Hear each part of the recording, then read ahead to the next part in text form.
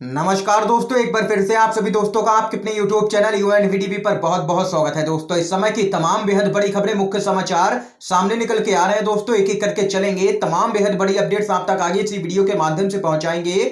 तो वहीं दोस्तों, खबरों की तरफ चलने से पहले आप लोगों से एक छोटा सा निवेदन है कि अगर आप लोग भी कोरोना के मोर्चे पर मोदी सरकार को पूरी तरीके से फेल मानते हैं तो अभी इस वीडियो को लाइक कीजिए, अपना समर्थन दर्ज करवाइए, चैनल को सब्सक्राइब करके बेल के आइकन को जरूर दबाइए दोस्तों, और कमेंट बॉक्स में कमेंट करके जरूर बता सकते हैं कि आप लोग पश्चिम बंगाल के विधानसभा चुनाव में किस पार्टी का समर्थन कर रहे हैं, टीएमसी, बीजेपी या फिर वाम मोर्चा और कांग्रेस के गठबंधन को। अपनी राय जरूर बताइए।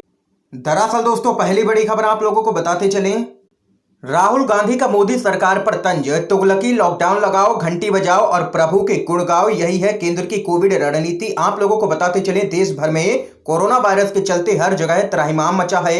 महाराष्ट्र, दिल्ली, उत्तर प्रदेश, गुजरात समेत कई राज्यों के अस्पताल में मरीजों को लगातार परेशानी हो रही है। इस बीच कांग्रेस के नेता राहुल गांधी ने एक बार फिर से प्रधानमंत्री मोदी पर जबरदस्त हमला बोला है। केंद्र की कोविड नीति पर तंज कसा है राहुल गांधी ने। उन्होंने कहा कि केंद्र सरकार की कोविड रणनीति स्टेज 1 तुगलकी, लॉकडाउन लगाओ, स्टेज 2 घंटी बजाओ, स्टेज 3 प्रभु के गुण गाओ। इससे पहले राहुल गांधी ने मोदी सरकार पर निशाना साधा था। उन्होंने कहा था कि ना टेस्ट है, ना हॉस्पिटल में बेड है, ना ही वेंटिलेटर है, ना ही ऑक्सीजन है, वैक्सीन भी नहीं है, बस एक उत्सव का ढोंग है, पीएम केयर से। ये यहाँ पर दोस्तों देख सकते हैं, लगातार मोदी सरकार पर हमलावर है राहुल गांधी, और यहाँ पर एक बार फिर से केंद्र की कोविड रणनीति पर उठाए हैं राहुल गांधी ने सवाल।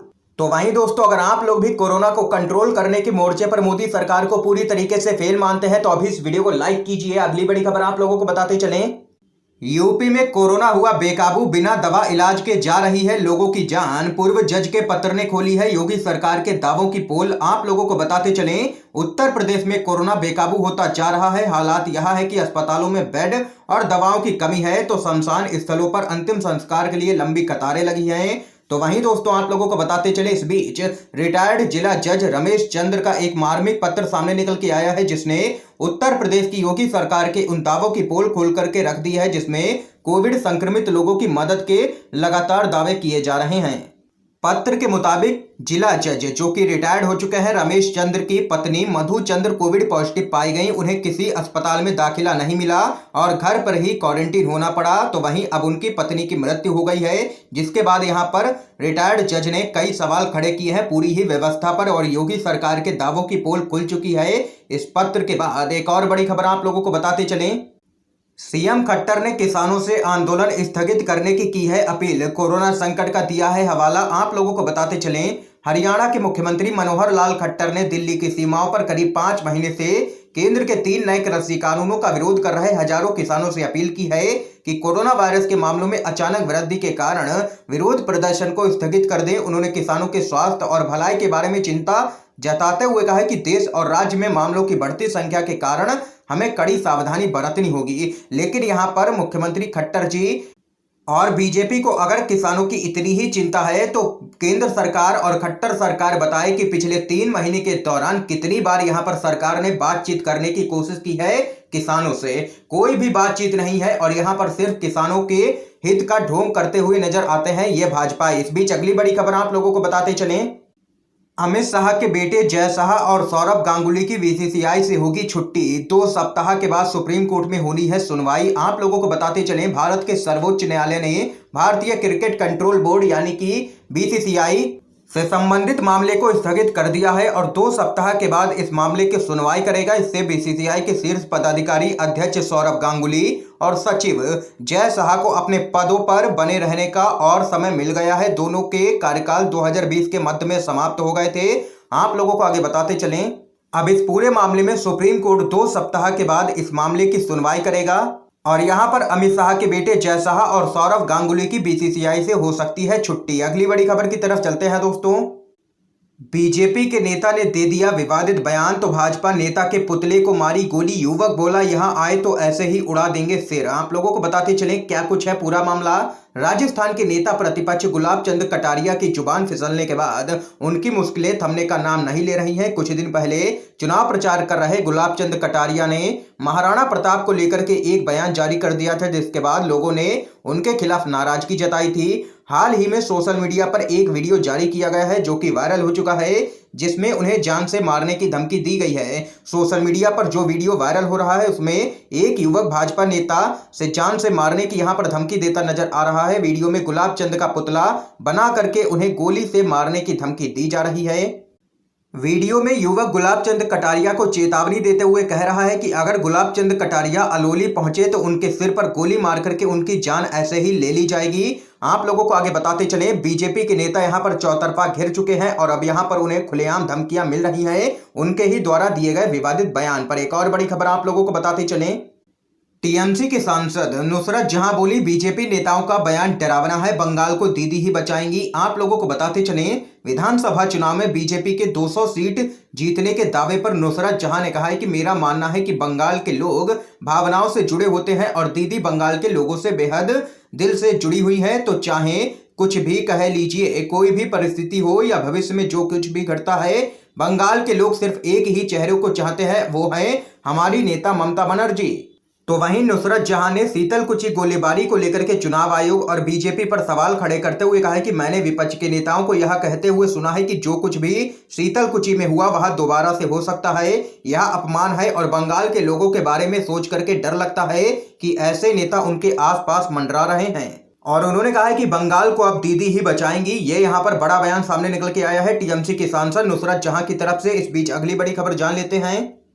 कोरोना संक्रमित अखिलेश यादव बोले शवों की लग रही है कतारें, जेब भरने में लगे हैं सत्ताधीश। आप लोगों को बताते चलें, कोरोना से संक्रमित हुए समाजवादी पार्टी के अध्यक्ष एवं पूर्व मुख्यमंत्री अखिलेश यादव ने कहा है कि भाजपा सरकार की संवेदनहीनता से कोरोना महामारी का प्रकोप दिन प्रतिदिन बढ़ता ही जा रहा है। लोग बेमौत मर रहे हैं, शमशान में शवों की कतारें लग रही हैं। कोरोना के अलावा अन्य गंभीर बीमारियों से जूझ रहे लोगों को भी इलाज नहीं मिल पा रहा है। अस्पतालों में भी बेड, दवाइयों का टोटा है, हर तरफ अव्यवस्था है और आपदा को अवसर बना के जेब भरने में लगे हैं सत्ता यहाँ पर पक्ष के लोग। ये यहाँ पर अखिलेश यादव ने ले लिया है योगी सरकार को निशाने पर। अगली बड़ी खबर आप लोगों को बताते चलें, अखाड़े के कई सदस्यों में कोरोना के लक्षण पाए जाने के बाद निरंजनी अखाड़े ने की है कुंभ समाप्ति की घोषणा। आप लोगों को बताते चलें, पूरे देश में खतरनाक होते जा रहे कोरोना वायरस के कहर के बीच उत्तराखंड के हरिद्वार में जारी कुंभ मेला को लेकर के श्री पंचायती अखाड़ा श्री निरंजनी अखाड़ा ने कुंभ मेला की समाप्ति की घोषणा कर दी है। आप लोगों को बताते चलें, निरंजनी अखाड़ा ने ऐलान किया है कि कोरोना के बिगड़ते हालात को देखते हुए अखाड़े के लिए कुंभ मेला संपन्न हो गया है। अखाड़ा ने कई सदस्यों में कोरोना के लक्षण आने के बाद यह निर्णय लिया है। इस बीच एक और बड़ी खबर आप लोगों को बताते चले, किसानों ने बीजेपी नेता बबीता फोगाट को दिखाए काले झंडे, पुलिस की मदद से पिछले दरवाजे से निकली हैं। आप लोगों को बताते चले, हरियाणा के चरखी दादरी के वाल्मीकि नगर में बीजेपी ने एक कार्यक्रम का आयोजन किया था जहां पर भारतीय जनता पार्टी की महिला नेता बबीता फोगाट शामिल होने के लिए पहुंची थी। लेकिन इस दौरान भाजपा की नेता बबीता फोगाट को लोगों के विरोध का सामना करना पड़ा है। इसकी जानकारी देते हुए पत्रकार मनदीप पुनिया ने ट्वीट कर बबीता फोगाट के विरोध किए जाने की तस्वीरें यहां पर ट्वीट की हैं। उन्होंने कहा है कि भाजपा नेता बबीता फोगाट जब अपने होम टाउन चरखी दादरी एक कार्यक्रम में पहुंची तो किसानों ने उनके विरोध में काले झंडे दिखाए और बीजेपी के खिलाफ नारेबाजी की है और कार्यक्रम का घेराव कर लिया। तो वहीं इसके बाद वहां पर पुलिस की मदद से पिछले दरवाजे से बबीता फोगाट वहां से निकल गई। ये वही किसान हैं जो मेडल जीतने पर सर आंखों पर बैठाकर रखते थे बबीता फोगाट को, लेकिन अब बबीता फोगाट बीजेपी में है, इसलिए उनका जबरदस्त तरीके से किसान कर रहे हैं विरोध, दिखाए हैं काले झंडे। अगली बड़ी खबर आप लोगों को बताते चलें, शुभेंदु अधिकारी को लेकर के ममता बनर्जी का बड़ा दावा, बीजेपी पर लगाए हैं नंदीग्राम चुनाव में गड़बड़ी करने के आरोप। आप लोगों को दोस्तों बताते चलें, पश्चिम बंगाल की मुख्यमंत्री ममता बनर्जी ने बीजेपी को निशाने पर लिया है और चुनावों में बीजेपी पर आरोप लगाया है कि बीजेपी ने चुनाव में गड़बड़ी करने की पूरी कोशिश की है। टीएमसी अध्यक्ष ने यहां पर नंदीग्राम को लेकर के भी बड़ा दावा किया है और बीजेपी पर लगाए हैं नंदीग्राम चुनाव में गड़बड़ी करने के आरोप और कहा है कि बीजेपी नंदीग्राम जीतने के लिए हर हथकंडा अपनाएगी। दरअसल दोस्तों आप लोगों को बताते चले, ममता बनर्जी का सीधा आरोप यह है कि ईवीएम बदली जा सकती है नंदीग्राम में, क्योंकि आप लोगों को बताते चले नंदीग्राम में वोटिंग हो चुकी है। इसी को लेकर के ममता बनर्जी लगातार हमलावर है, क्योंकि बीजेपी लगातार चुनावों में ईवीएम धांधली करती आ रही है। इसी को लेकर के यहां पर ममता बनर्जी ने आशंका जताई है कि चुनाव के दौरान यहां पर ईवीएम बदली जा सकती हैं या फिर वोटों की काउंटिंग में गड़बड़ी की जा सकती है बीजेपी की तरफ से, क्योंकि चुनाव आयोग भी बीजेपी के साथ ही मिला हुआ है। अगली बड़ी खबर की तरफ चलते हैं दोस्तों, दिग्विजय सिंह, रणदीप सुरजेवाला और हरसिमरत कौर बादल कोरोना वायरस से संक्रमित, ट्वीट करके दी है जानकारी। आप लोगों को बताते चलें, कांग्रेस के वरिष्ठ नेता दिग्विजय सिंह, पार्टी महासचिव रणदीप सिंह सुरजेवाला और शिरोमणि अकाली दल की नेता हरसिमरत कौर बादल कोरोना वायरस से संक्रमित पाए गए हैं। इन तीनों ही नेताओं ने ट्वीट करके यह जानकारी दी है। तो यहाँ पर दोस्तों देख सकते हैं कि एक एक करके कई नेता अब कोरोना वायरस की चपेट में आते जा रहे हैं। ये यहाँ पर आज की तमाम बेहद बड़ी खबरें सामने निकल के आई हैं, जो हमने आप लोगों तक पहुंचाई हैं। इन खबरों पे आप लोगों की क्या कुछ राय है, जरूर बता सकते हैं कमेंट बॉक्स में कमेंट करके। वीडियो को ज्यादा से ज्यादा शेयर कीजिएगा, अपने सभी दोस्तों तक इन खबरों को जरूर पहुंचाइएगा। वीडियो देखने के लिए दोस्तों आप सभी का बहुत बहुत धन्यवाद।